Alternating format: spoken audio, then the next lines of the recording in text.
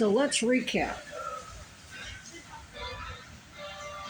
I got 3 snitches from Orlando, Florida, where my ex-boyfriend, Chad Cronin, lives and practices law. And Brady violations, basically, not only as a prosecutor and cop and defense attorney, law professor, whatever, whatever. 3 people. First one was Tent Slash Joe. Showed up the day SBPD came to evict us from what was the Pomeroy's property that's now Elon Musk's property. He leads me to 100 feet away across the little property line to where I set up a camp behind the animal rescue building, Humane Society, whatever it's called.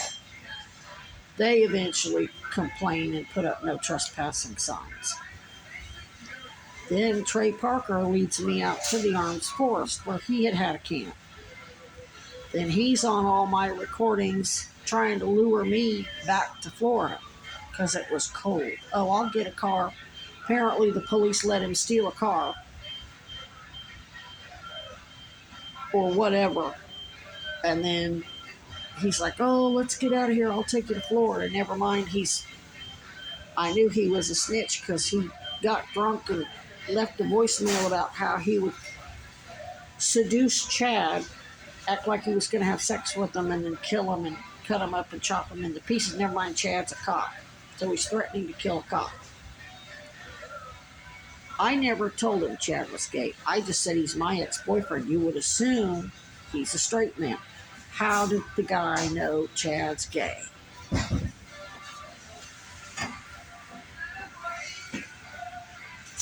So that's number 2.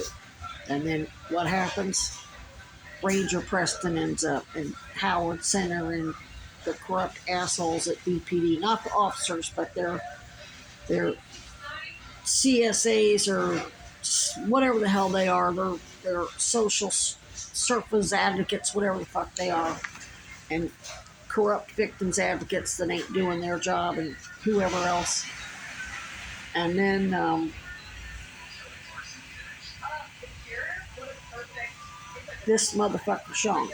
As soon as he gave me his phone number, oh, I'm from Orlando. He didn't realize the last 2 motherfuckers from, and I called him out. I said, that's a coincidence. The other 2 guys, there was 2 other guys, conveniently from Orlando, that turned out to be PIs for my ex-boyfriend and all of his Epstein allies. Oh, well, he wasn't so confident and bold and trying to steer me. Well, that motherfucker, not only did he, I said, I'll set up my tent there for the night, get some rest, and in the morning I'll bag it all up in garbage bags and hide it, down around behind some tree around the tracks. He said, oh, no, they won't do nothing, just leave it alone. And then he kept talking about the